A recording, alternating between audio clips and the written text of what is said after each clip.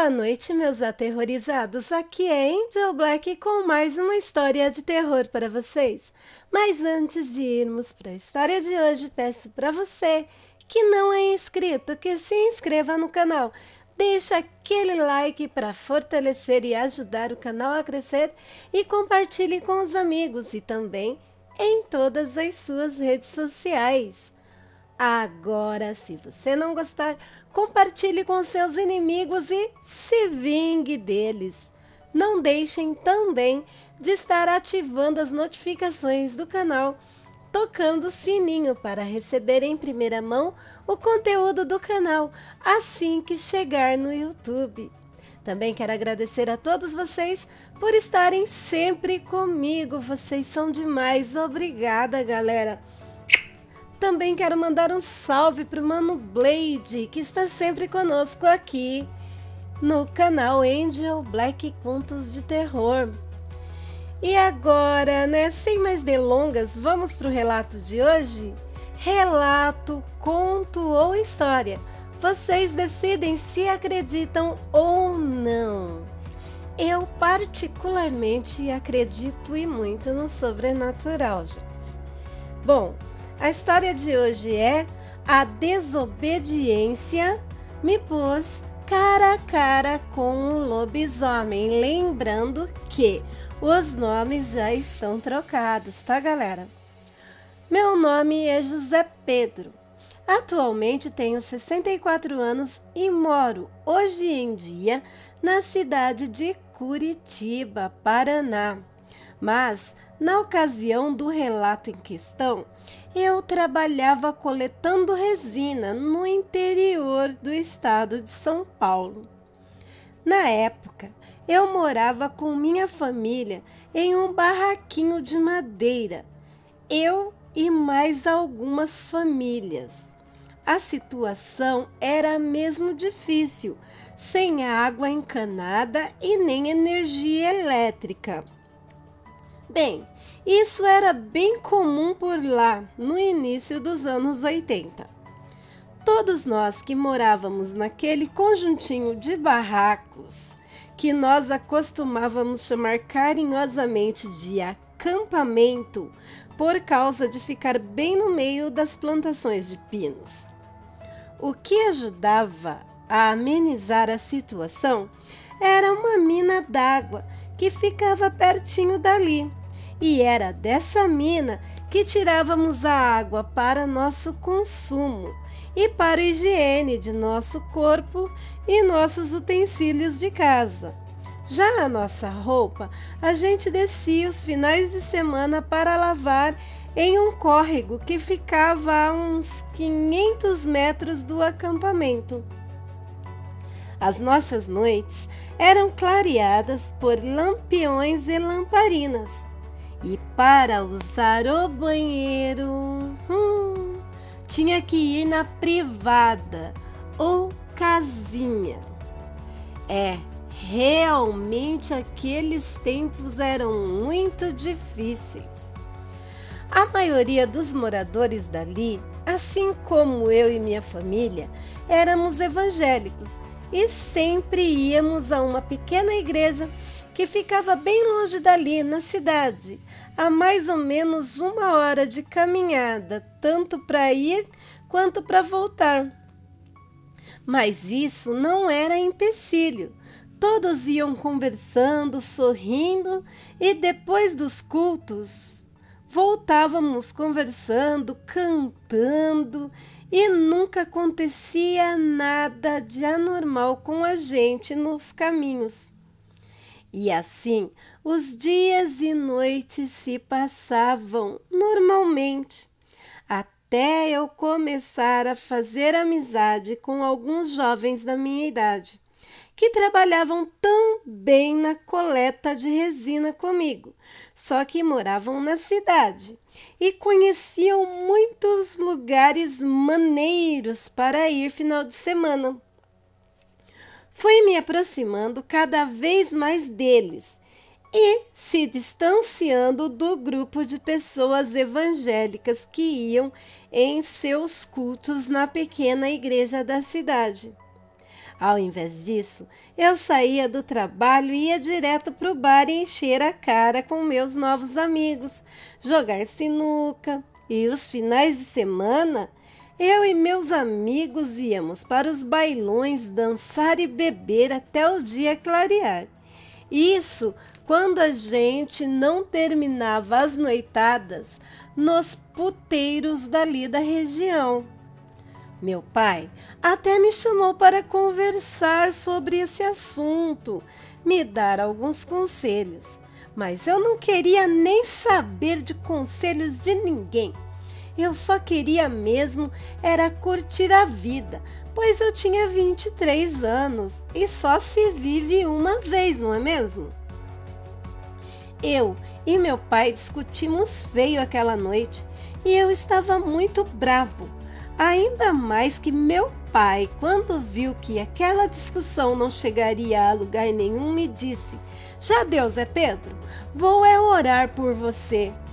Saí bufando e disse para ele guardar as orações dele para ele mesmo, pois ele precisava delas muito mais que eu, pois ele era um velho perto da morte.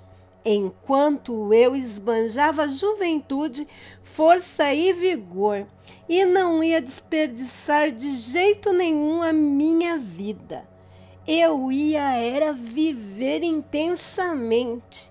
Ô rapazinho rebelde! Vi lágrimas nos olhos do meu pai aquele dia.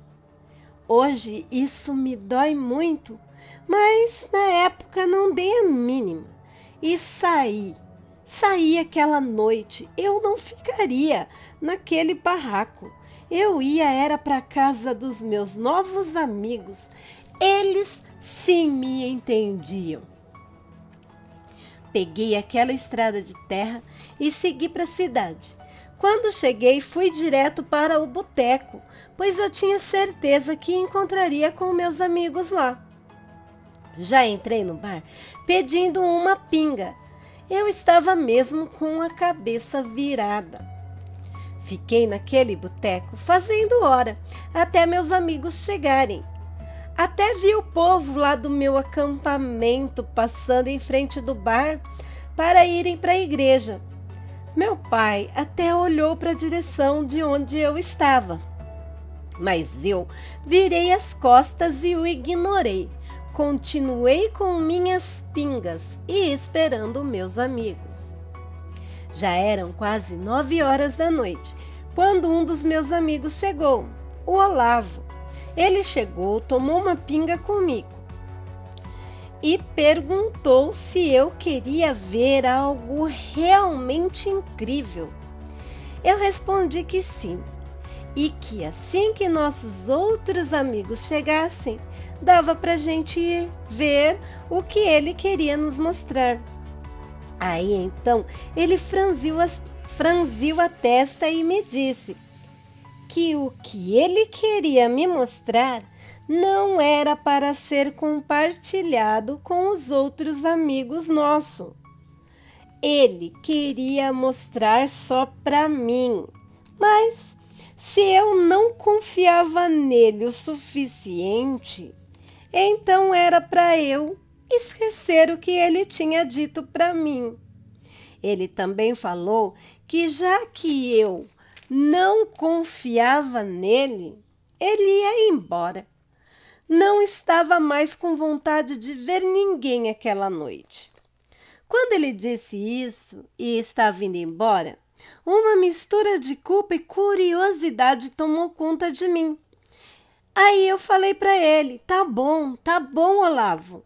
Vamos ver então o que é tão incrível que você quer me mostrar. Começamos a andar em uma estrada de terra, adentrando nas plantações de pinos. Olhei para ele meio cabreiro e ele me disse que já estávamos chegando onde ele queria que eu fosse com ele. Depois disso, chegamos em uma clareira. Nós nos sentamos e enrolamos um paieiro cada um. Paieiro é cigarro de palha, gente. e começamos a conversar.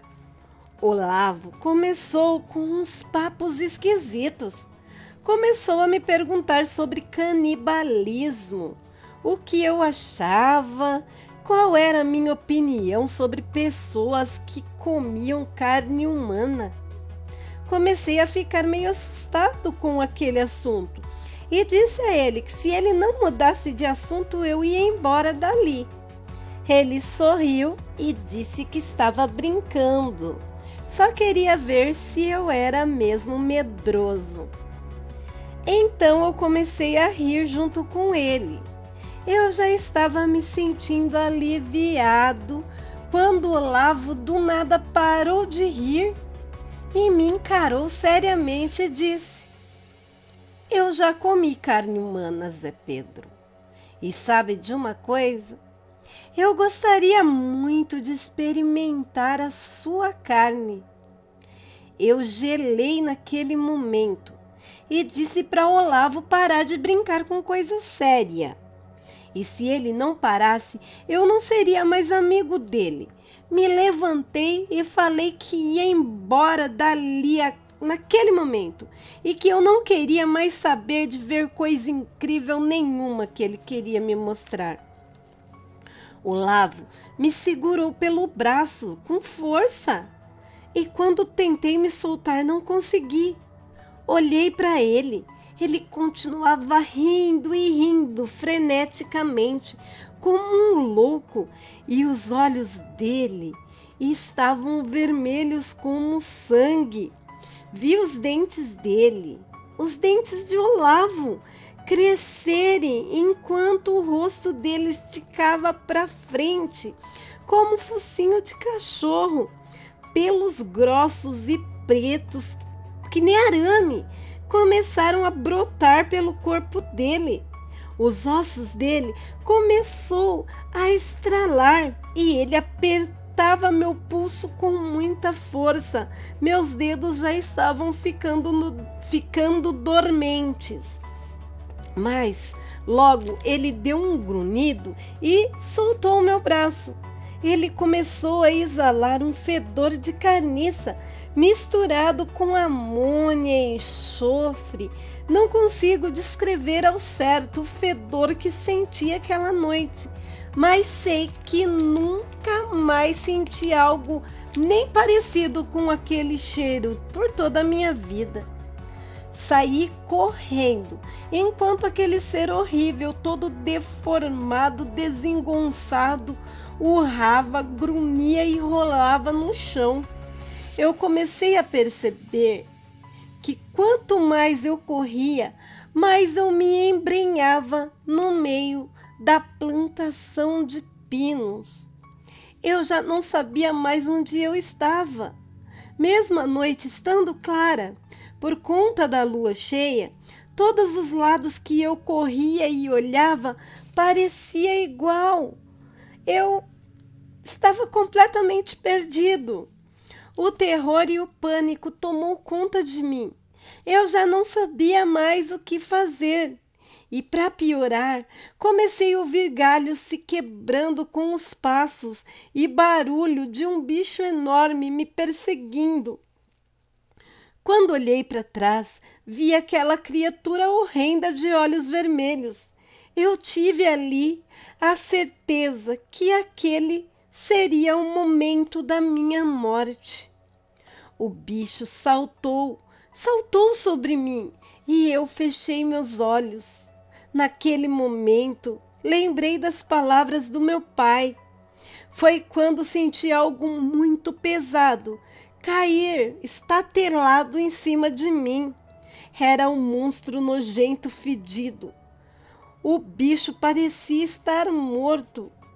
Com muito esforço, empurrei aquilo de cima de mim e vi minhas roupas encharcadas de sangue. Mas não era meu. Vi que o bicho estava ferido no peito. Quando me levantei, passei a mão em mim para ter certeza que eu também não estava ferido e não estava. Me levantei e empurrei o bicho para o lado. vi o corpo daquilo se modificando e voltando a ser aquele que um dia julguei ser meu amigo, o traste do Olavo. Depois disso, percebi que em pé, olhando para nós dois, tinha um homem bem velho com uma zagaia. Para quem não sabe, zagaia é um punhal enorme. Então, o velho segurava uma zagaia toda ensanguentada nas mãos. O velho olhou para mim e disse para eu ir para casa e nunca mais fazer meu pai chorar, pois eu só estava vivo por causa dele, do meu pai. Eu até quis perguntar como ele sabia do meu pai, mas antes que eu abrisse a boca para fazer a pergunta, aquele velho frágil me disse com a voz forte igual a um trovão: vai para casa, garoto. Corri sem rumo, sem saber para onde estava indo, mas quando dei por mim, estava no acampamento onde morava, na porta da minha casa. Abracei meu pai, que tinha ficado acordado desde a hora que tinha chegado da igreja, me esperando. Isso mesmo, esperando eu voltar da noitada.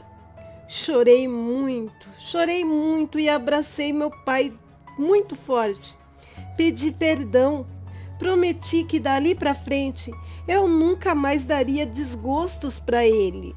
Ele apenas respondeu para mim: eu sei, meu filho, eu tenho certeza disso. No outro dia, ninguém trabalhou, pois os pais do Olavo estavam de luto. Teriam que enterrar o filho que, segundo a versão deles, tinha morrido de infarto fulminante enquanto dormia. O povo dali da região lamentavam um rapaz tão jovem infartar. Como aquilo era possível? Eu sabia que aquilo era uma mentira dos pais dele, mas quem acreditaria em mim, né? 13 dias depois do enterro de Olavo, perdi meu pai para uma pneumonia. Assim, eu e minha mãe viemos aqui para Curitiba, onde vivemos até os dias de hoje.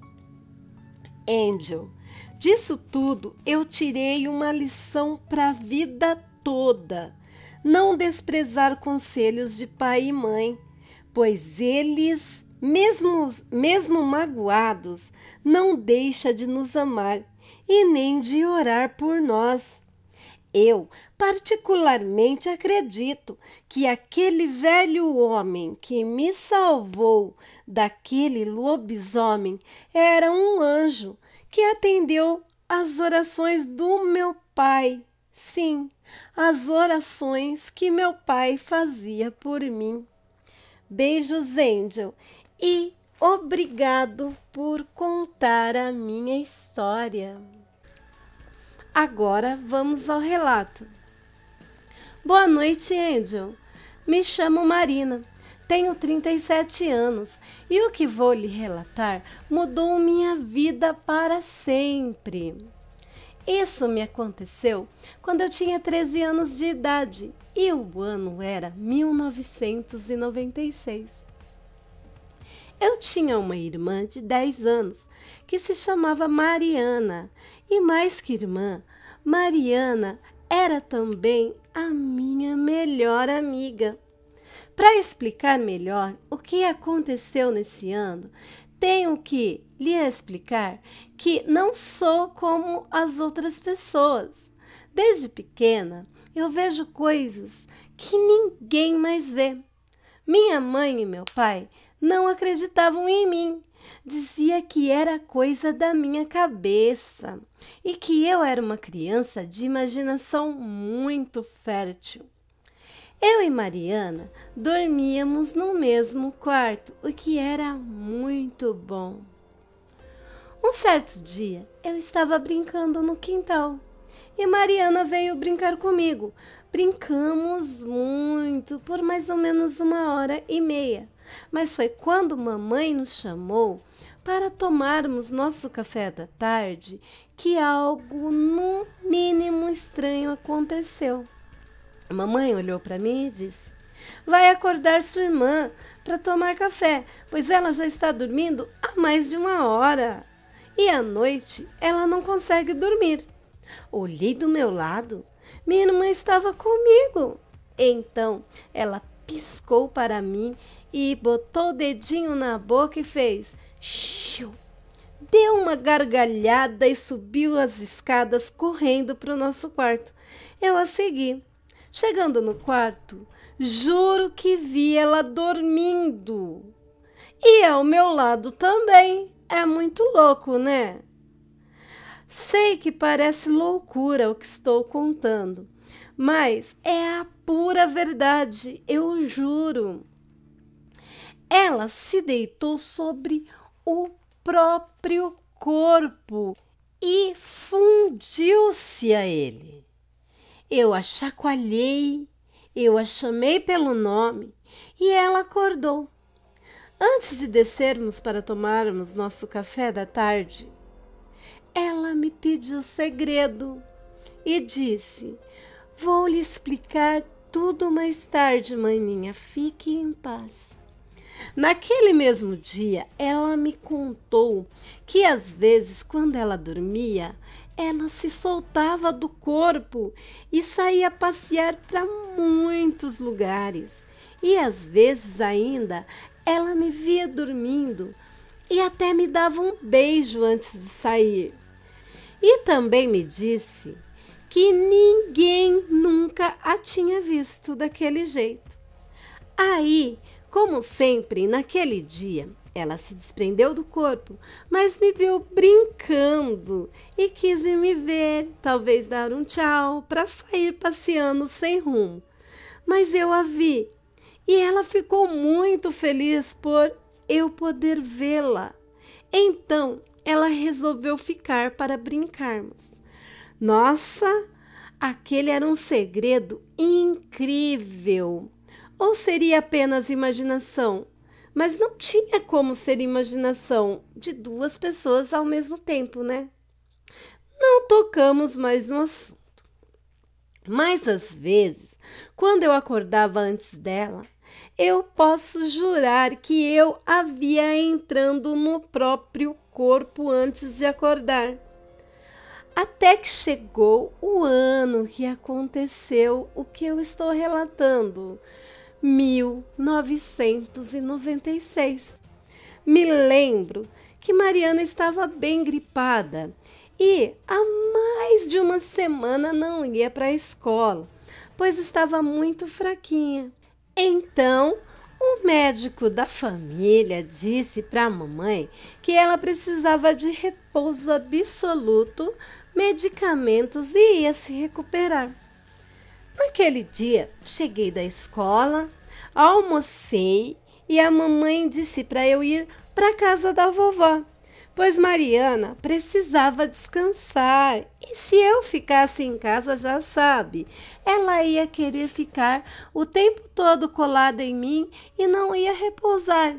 E repouso era o que ela mais precisava no momento. Então, fui para a casa da vovó, que ficava ali mesmo, do outro lado da rua. Lembro-me como se fosse hoje. Eu estava assistindo aquele desenho, Os Popples, que passava, acho que no programa do Bozo, nas tardes do SBT. Me corrijam se eu estiver errado. Quando olhei do lado, Mariana sorria, se acabava de rir do desenho. Estava sentada no sofá do meu lado.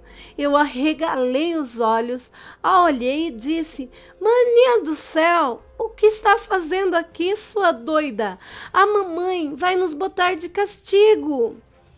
Aí ela me disse: Fica calma, Mariana. Mamãe não vai brigar com a gente, não. Eu só vim porque eu precisava falar com você. E só você pode me ver, né? Se lembra? Me lembrei do episódio de quando éramos pequenas e assenti com a cabeça. Ela continuou: Marina, eu te amo. E essa é a nossa última conversa assim, pois eu preciso ir embora. Meu tempo aqui acabou. Diga para o papai e para a mamãe que eu os amo também. Eu respondi nervosa. Para com isso! Fala você mesmo para eles.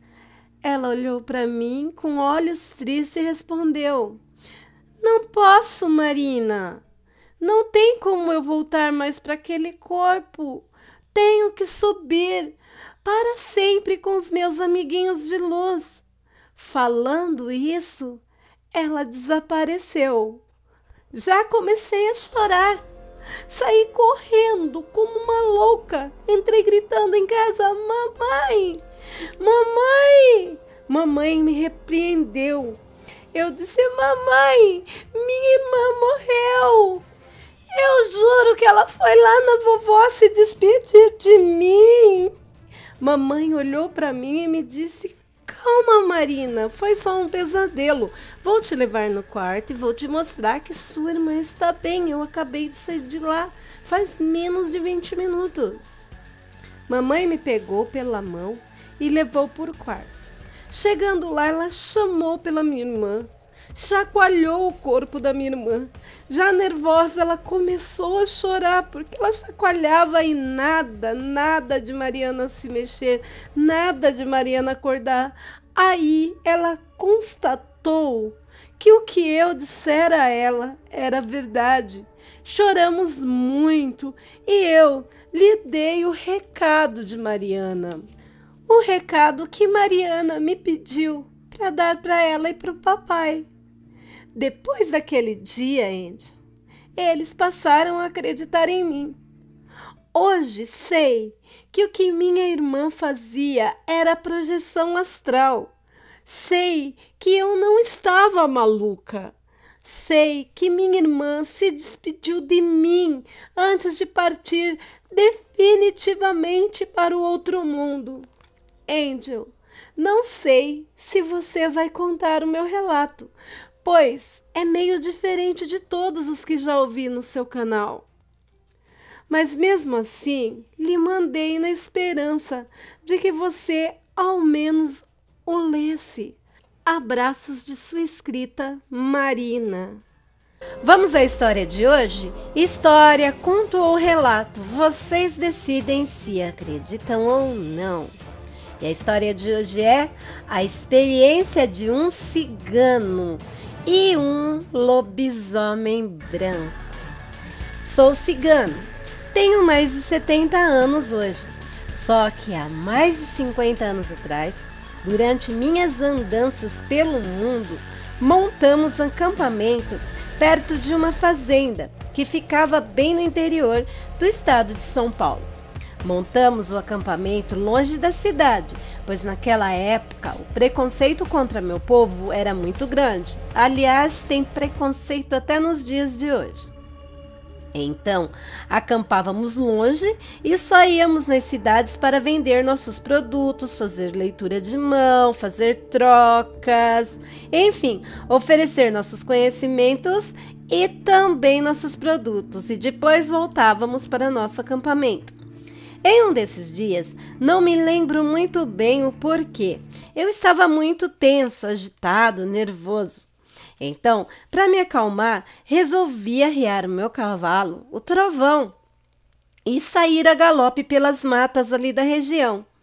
Quando vi uma pequena casinha de madeira bem ao longe. A casinha era bem velha e com várias frestas na madeira. Resolvi então descer do meu cavalo e ir a pé para ver aquela casinha mais de perto. Afinal, quem seria maluco de viver ali sozinho no meio do mato, né? Quando cheguei perto da porta, ouvi choro. Sim, um choro doído. Resolvi então bater na porta para ver se eu poderia fazer algo para ajudar a pessoa que estava chorando. Bati 1, 2, 3 vezes e nada. Só ouvia o choro e choro. Então empurrei a porta. Para minha surpresa, essa porta estava aberta, então fui entrando. E o que vi me deixou perplexo. Vou dizer, foi uma coisa que mesmo que eu viva 1000 anos, jamais esquecerei. Uma jovenzinha de mais ou menos 13 anos, chorando copiosamente em cima de 2 pessoas que julguei ser seus pais, que tinham sido brutalmente mortos por alguma fera. Devia ser uma fera horrível, uma onça, sei lá. Eles estavam totalmente dilacerados. A criatura que os atacou deveria ser muito grande e forte. Quando olhei para o lado, vi mais 2 pessoas, aliás, 2 homens, mortos no outro cômodo da casinha. Um deles até tinha uma arma na mão. Também totalmente dilacerados. E aquela menininha franzina ali chorando sem parar. Quando ela me viu, arregalou os olhos. Um lindo par de olhos azuis cristalinos que jamais esqueci. Dava para ver que ela estava muito assustada com a minha presença ali na casa. Ela se levantou, fez menção de fugir, mas segurando a barriga, ela caiu desfalecida no chão. Eu, na hora, achei que a menina tinha desmaiado por causa do trauma que passara. Mas não. Assim que cheguei mais perto, pude ver que a pobre estava sangrando. Aliás, sangrando muito, muito mesmo. Então, cheguei mais perto e vi que ela ainda tinha pulso. Muito fraco, mas tinha pulso. Então, fui olhar seus ferimentos para ver se eu poderia estar fazendo alguma coisa para ajudá-la. Cortei o vestidinho, um vestidinho surrado, parecia vestido de velha, que ela estava usando. E vi que os ferimentos que a pobre tinham sido feitos por arma de fogo. Ela tinha tomado 2 tiros, um no abdômen e outro na caixa torácica. A menina sangrava muito. Aí me vi num dilema. Se eu a movesse, poderia matá-la. Mas se eu saísse procurar ajuda e a deixasse ali, ela morreria também. Ou o bicho que tinha atacado eles poderia voltar, né? Sem contar que por ser cigano, eu provavelmente levaria a culpa por aquela tragédia, caso a menina morresse e não contasse a história. Eu também poderia ficar ali e tentar fazer algo por ela. Mas o cheiro de sangue de morte do local provavelmente atrairia novamente a fera que já tinha atacado aquele lugar antes. Ele poderia voltar. E aí, além de terminar de matar a garota, que já estava baleada, ia me matar também. Então olhei para os lados e vi umas roupas dobradas em cima de uma velha cadeira. Peguei o máximo de roupas que eu pude e pressionei contra os ferimentos dela para ver se conseguia estancar o sangue. Depois enrolei aquela garota com um lençol velho. A pobre ficou parecendo uma múmia. Coloquei ela no cavalo, depois subi e fui em direção ao acampamento. Sempre com uma das mãos pressionando os ferimentos, tentando impedir que a pobre garota se esvaísse em sangue. Chegando no acampamento, fui direto para a barraca da minha avó, que era mestra nos conhecimentos antigos e benzimentos e cura do meu povo, na esperança dela poder fazer algo por aquela jovem. Tirei a menina do cavalo. Naquele momento me dei conta de quão pequeno e frágil era seu corpo. Se pesasse 43 quilos, era muito. Coloquei ela em uma esteira no chão, onde antes minha avó forrou com várias cobertas, lençóis e mantas. Minha avó já veio com uma tesoura na mão, cortou o lençol que a envolvia e me mandou que fosse pegar suas ervas e suas outras bugigangas e que a deixasse a sós com aquela criança. E depois ela falaria muito sério comigo. Assim eu fiz, né? Deixei minha avó cuidando da menina e fui lavar o meu cavalo e também minhas roupas que estavam sujas de sangue em um braço de uma represa que ficava próximo da onde estávamos acampados. Quando eu estava voltando para o acampamento, 2 homens armados me pararam e me perguntaram se eu tinha visto uma jovenzinha, baixinha, magrinha, lourinha, zanzando por aquelas bandas. Eu, desconfiado deles, disse que não e perguntei o porquê. Eles franziram a testa e simplesmente me disseram que não tinham nada que dar satisfação a um cigano imundo como eu. Então baixei a cabeça para evitar confusão e segui para o meu acampamento. Chegando lá, encontrei a minha avó sentada, fumando seu cachimbo, me esperando para saber onde e como eu tinha encontrado aquela jovem e por que eu a tinha levado para o acampamento. Eu então contei como tudo tinha acontecido. Aí vi que minha avó estava com um semblante pensativo, como se estivesse assim uma mistura de preocupada e ao mesmo tempo confusa com tudo aquilo. Perguntei da menina. Aí minha avó me disse que tinha feito tudo o que era possível para ela fazer, mas achava muito, mas muito difícil mesmo aquela menina sobreviver, pois, além de ter perdido muito sangue, a minha avó tinha muito poucos recursos e não tinha como saber como estavam os órgãos internos, os órgãos vitais da menina. O que restava agora era apenas esperar. Naquela noite, eu não conseguia dormir. Tinha pesadelos horríveis me atormentando. Acho que foi pela cena que tinha visto mais cedo. Então, passei a noite andando pelo acampamento até o dia clarear. Logo de manhãzinha, fui ver a garota. Sua pulsação estava mais forte, mas ela estava ardendo em febre. Ela chorava e ficava dizendo palavras sem nexo, sem sentido, enquanto dormia. Segundo minha avó, era um sinal que ela poderia sim ter uma chance de sobreviver, que ela estava brigando pela vida. Naquela manhã, minha avó reuniu todos os do acampamento e contou toda a história que eu tinha lhe contado sobre a menina e pediu para todos guardarem segredo sobre nossa hóspede, pois poderia ser muito perigoso para todos nós se os moradores locais a encontrassem ali. Todos concordaram, mesmo alguns querendo me matar esganado por ter metido todos eles naquela confusão.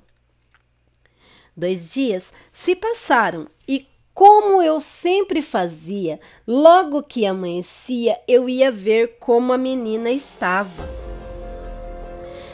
Eu já estava me sentindo meio assim como um pai dela. Quando cheguei perto, ela segurou a minha mão e abriu os olhos. Logo, ela se deu conta que estava em um lugar estranho. Ela entrou em pânico. Porque queria saber onde estavam os pais dela e de repente caiu em prantos.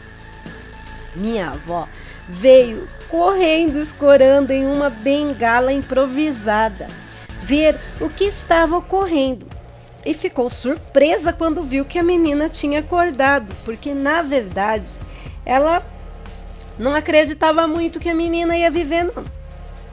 Depois que conseguimos acalmá-la um pouco, ela começou a nos contar do que ela se lembrava do ocorrido em sua casa, mas para isso ela começou desde o início. Ela nos contou que alguém tinha abandonado ela ainda bebezinho e um casal já de certa idade que morava naquela casinha onde eu a encontrei, a acharam no meio do mato e a criaram. Mas havia um certo tempo que o dono daquelas terras vivia perseguindo ela. Tinha um interesse estranho, apesar dela ser muito jovem, ele queria muito abusar dela. Então, um dia, enquanto ela estava lavando roupas em uma mina d'água, o safado a pegou desprevenida e a jogou no chão. Então, quando ele estava subindo em cima dela, ela viu uma pedra grande ao lado da mão dela. Então, ela pegou essa pedra no chão e bateu na cabeça dele com toda a força que ela tinha. Ele caiu de lado, desacordado, e ela, com um pouco de dificuldade, saiu debaixo daquele homem e correu para casa, assustada e com muito medo. Quando ela chegou na casa, foi amparada por seus pais. Quando ela falou de seus pais, não pôde conter as lágrimas. Eles, então, achando que ela tinha matado aquele homem, estavam arrumando já as coisas para fugir aquela noite, né? Eles tinham que sair daquele lugar e à noite ninguém veria eles fugindo. Mas antes deles saírem da casa, chegou 2 jagunços do dono lá das terras, dizendo que iam levar a menina por bem ou por mal. Seus velhos pais até tentaram ajudá-la, mas aqueles malditos começaram a espancar o casal de velho. Depois disso, ela só se lembrava que ela ficou com muito ódio e começou a tremer e tremer. De repente, sentiu seu corpo queimar como fogo e aí ela perdeu a consciência. Quando ela acordou, viu que todos na casa estavam mortos de maneira horrível e brutal. Ela estava toda nua e sangrando. Mas ela pensou na hora só em descobrir o corpo para ver o que tinha acontecido com os pais dela.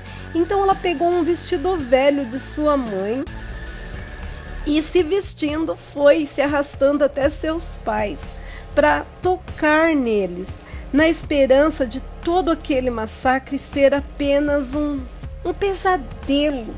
Mas não era. Aquilo tudo era real, terrivelmente real. Seus pais estavam tão mortos como aqueles bandidos. Terminando de nos contar tudo isso, ela começou a chorar copiosamente, até se sufocava com as lágrimas. Minha avó ficou meio preocupada e lhe deu um chá de ervas muito forte. Depois uma sopa. Então ela adormeceu. Minha avó me chamou até fora da barraca para conversar e me disse que tinha certeza que aquela jovenzinha tinha matado os pais e os jagunços. Eu disse que ela estava louca. Não tinha como aquilo ser verdade. A menina era tão pequena, tão frágil. E o que tinha matado aquelas pessoas tinha sido algo muito forte, um bicho, não aquela criança. Minha avó me falou que a menina era uma licantropa e só assim se explicaria as mortes de maneira brutal e os tiros que ela tinha levado, que inclusive eu tinha contado para minha avó que um dos corpos estava com uma arma na mão. E se não fosse o cara que estava morto, poderia ser pior ainda.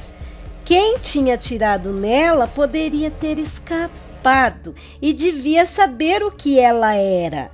Então isso ainda aumentava muito mais o risco de mantê-la no acampamento. Eu fiquei firme, não ia abandonar aquela menina. Não importava se ela fosse normal, se ela fosse uma licantropa, seja lá o que ela fosse. Ninguém merecia passar por tudo aquilo que ela passou. Eu ia ajudá-la sim, com ou sem a ajuda da minha avó, com ou sem a ajuda do resto do bando. Naquele mesmo dia, alguns meninos viram homens armados rondando o acampamento. Então, nosso líder resolveu que já era hora de levantar acampamento o mais rápido possível daquele lugar. Em menos de 2 dias já estávamos com tudo arrumado e decididos a viajar durante a noite para chegar de manhãzinha na próxima parada, para termos um dia inteiro assim para nos reorganizar. Já estávamos há mais de 1 hora na estrada quando, do nada, minha caminhonete começou a dar problemas. Meu primo então se ofereceu para ficar comigo e consertá-la. E aí depois alcançaríamos o resto do bando. Enquanto nós dois estávamos mexendo no motor, minha avó e a jovenzinha aproveitaram para ir no mato se aliviar. Quando do nada parou outra caminhonete na estrada ao lado da minha. A princípio, achei que eles iam nos prestar ajuda, mas não. Era o dono das terras onde aquela menina cresceu. Ele disse que sabia que ela estava comigo, que alguém tinha contado a ele a troco de dinheiro. Ele falou isso olhando para o meu primo. Ah, meu primo! Por isso ele ficou para trás para me ajudar. Ele mesmo tinha mexido na minha caminhonete para ela parar. Não havia mais o que fazer. Gritei bem alto que a menina não estava comigo. Assim ela me ouviria e teria uma chance de tentar escapar no meio da noite. Aquele homem, percebendo a minha intenção, junto com o seu capanga, começaram a me desferir vários socos e chutes. Meu primo, assustado, se arrependeu do que tinha feito e tentou me ajudar, mas também começou a ser agredido com brutalidade por aqueles homens. Aquele maldito, vendo que eu não contava nada a ele, apontou a arma e disse que me mataria se eu não entregasse a menina para ele. Meu primo disse a ele que me matar não fazia parte do acordo. Então aquele homem, com raiva, deu um tiro na coxa do meu primo. E assim que meu primo caiu no chão, do nada saiu do meio do mato um enorme lobo de pelagem clara e de olhos amarelos brilhantes. O lobo saltou sobre o homem armado, o dono das terras, e o despedaçou, mas rapidamente. Até me assustei quão rápido aquele bicho destroçou aquele homem. O capanga, que estava com ele vendo o que acontecia com seu patrão, tentou correr, mas aquela fera deu um salto e o alcançou, caiu em pé na frente dele. E assim que deu cabo daquele homem, o bicho veio em minha direção. Aquele ser em pé tinha mais de 2 metros de altura e era forte como um urso. Depois, a fera ficou de novo nas 4 patas e estava vindo em minha direção. Então, minha vozinha começou a sair do mato fazendo uma reza. O bicho se virou e rosnou para ela, e ela continuou rezando ainda mais alto. O ser deu um uivo muito forte, se afastou e se embrenhou no mato adentro. Coloquei meu primo na caminhonete, pois ele me falou o que fazer para ela funcionar. Afinal, ele mesmo tinha mexido nela. Ainda bem que aquele traste não morreu, senão a gente ia ficar lá. Logo, eu, ele e minha avó alcançamos o bando. No caminho, perguntei da menina para minha avó. Ela me contou que quando a jovenzinha viu aqueles homens me espancando, ela começou a tremer e tremer de ódio. Logo, do nada, ela começou a rolar no chão de dor e virou aquela fera enorme e partiu para cima daqueles homens. Depois do que aconteceu aquela noite, ela desapareceu. Nunca mais tivemos notícia, nem tivemos sinais dela. Chorei muito nos primeiros dias de saudade, pois eu já considerava aquela jovenzinha uma filha para mim. Como eu a salvei, eu queria cuidar dela para sempre. E sempre quando eu ouvia uivo nas matas aos arredores de onde estávamos acampados, eu gostava de imaginar que fosse ela. Esses dias, contei essa história para um amigo. Ele me disse que era só um delírio de um velho louco. Mas apesar de ninguém acreditar em mim, Angel, compartilho contigo essa história para você contar no seu canal. E quanto a mim, o que eu mais espero, do fundo do meu coração, é que aquela jovem licantropa, que hoje ela esteja bem, que ela esteja viva, onde quer que ela esteja. E quem sabe eu tenho a sorte dela ouvir essa história através do seu canal. Esse é o meu maior desejo. Obrigado por contar essa história, Angel. Meus aterrorizados, eu fiquei meio comovida com a história. É triste, né? Porque a menina sumiu e ele nunca mais soube dela. Digam o que vocês acharam da história de hoje nos comentários, pois a sua opinião é muito importante para mim, pois é para vocês e por vocês que faço o meu trabalho com muito carinho. E peço também do fundo do coração, continuem compartilhando para o canal crescer cada vez mais e a nossa família, a família Angel Black, ficar mais forte e que eu possa trazer muito mais conteúdo de qualidade para todos vocês. E boa noite, meus aterrorizados, e tenham bons sonhos.